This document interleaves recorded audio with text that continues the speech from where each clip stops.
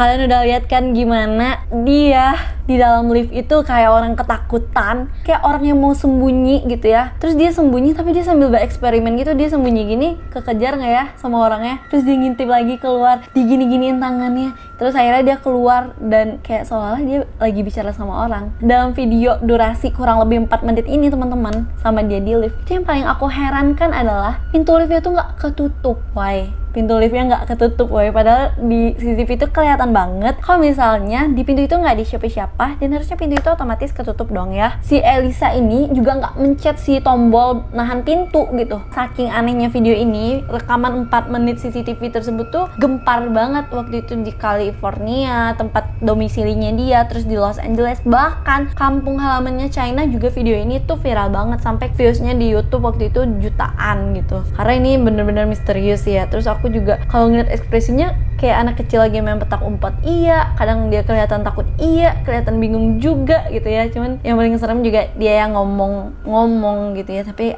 dengan sosok yang menurutku tidak terlihat. Nah, itu adalah saat-saat terakhir si Elisa ini kelihatan dari CCTV hotel.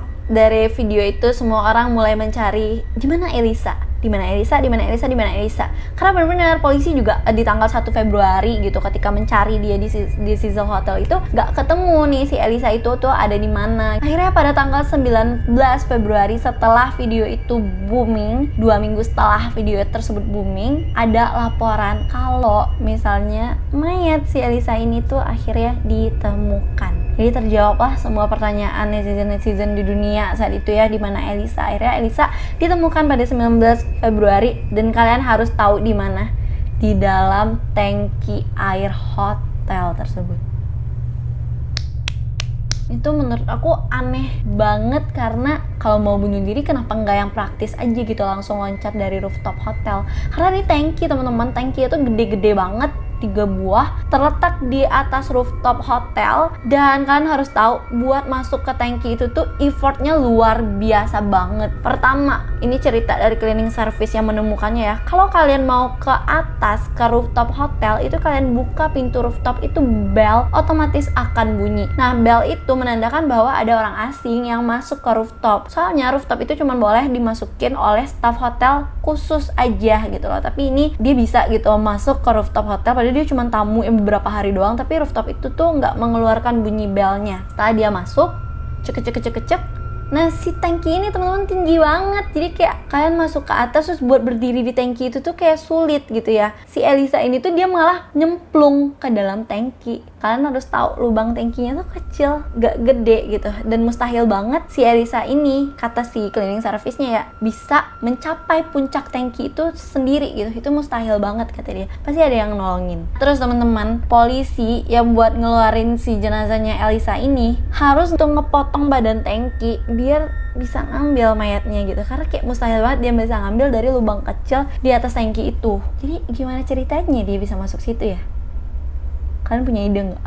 Banyak banget netizen atau masyarakat di California dan juga di Los Angeles saat itu mencari-cari jawaban kenapa sih Elisa ini bisa masuk ke dalam tangki dan menghabisi nyawanya di situ. Nah, asumsi yang pertama yaitu si Elisa ini benar-benar mengalami halusinasi di hari itu. Karena hasil otopsi menjelaskan bahwa si Elisa ini meminum obat lebih dari dosis yang seharusnya. Nah, obat-obat depresi atau obat bipolar itu kalau misalnya diminum dengan dosis yang lebih itu biasanya akan menimbulkan efek halusinasi. Jadi hari itu ketika hari terakhir Elisa kelihatan di lift itu dijelaskan bahwa dia sedang berhalusinasi, dan hakim, pihak-pihak kepolisian dan pihak-pihak yang mengutamakan logika saat itu tuh benar-benar mempercayai teori tersebut. Teori yang keduanya yaitu tentang adanya sosok astral atau iblis gitu yang mempengaruhi si Elisa ini dan membawa Elisa sehingga dia bisa masuk dengan mudah ke dalam tangki untuk menghabisi nyawanya. Nah, kalian harus tahu sejarah dari Hotel de Cecil ini. 1931 itu adalah kasus kematian pertama yang terjadi di hotel ini. Waktu itu ada seorang pria yang dikabarkan mati dengan bunuh diri overdosis gitu di kamarnya di Hotel de Cecil ini. Lalu pada 1947 terjadi kasus pembunuhan Elizabeth Short yang dikenal dengan kasus The Black Dahlia.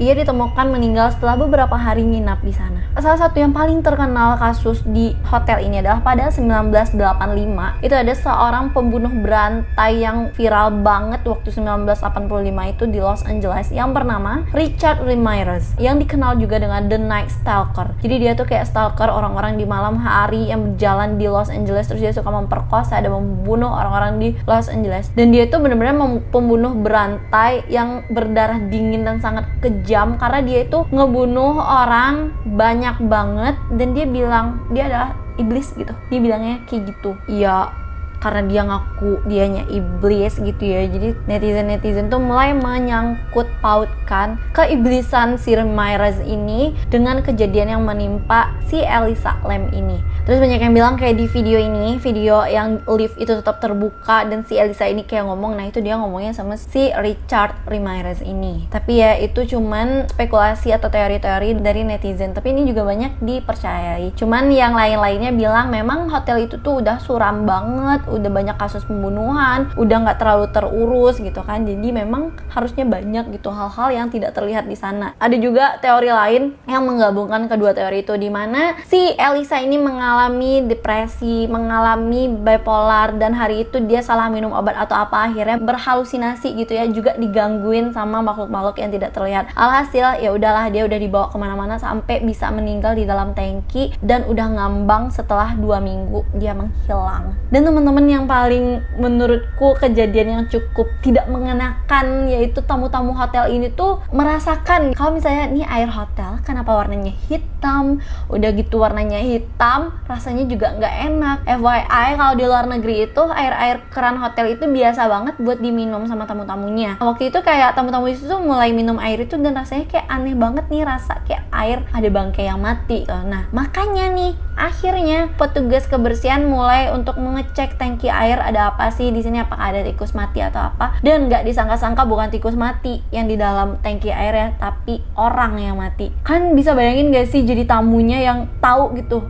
ternyata itu air rendaman dari orang yang udah meninggal atau bangkai orang gitu, terus lo udah minum gitu. Kalau aku sih mengalami itu kayak langsung muntah-muntah beberapa hari, gue diare sampai tipes kali ya, karena ngerasa lambung lo udah teracuni dengan bakteri-bakteri mayat ngambang gitu. Serem banget.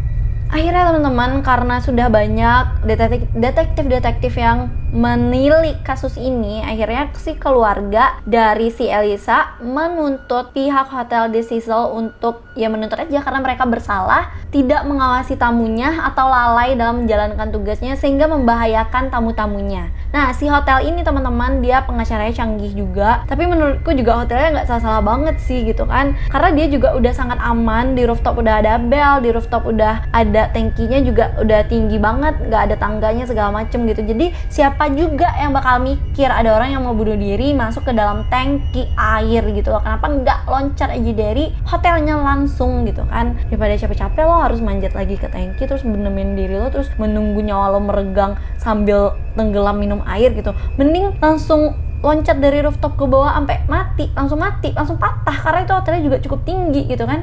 Akhirnya setelah beberapa kali sidang, beberapa kali banding, pihak dari pengadilan di Los Angeles itu memutuskan bahwa pihak hotel tidak bersalah karena memang mereka tidak lalai dalam menjalankan tugasnya, dan memang siapa sangka juga tangki itu bisa menjadi sebuah tempat yang akan bisa merenggang nyawa seseorang gitu. Dan akhirnya keputusan pengadilan menutup kasus ini dengan tidak ada yang bersalah. Jadi yaudah, kasus bunuh diri kayak gitu. Kalian harus nonton deh dokumentari filmnya nanti di Netflix, karena menurutku ini kayak kriminal dan juga ghostnya juga ada gitu, jadi bakal seru banget filmnya. Dan aku juga udah gak sabar nih mau nonton si film ini di Netflix.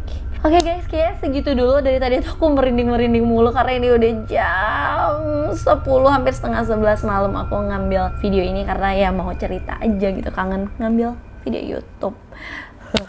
Terima kasih buat teman-teman yang udah stay di video aku sampai detik ini.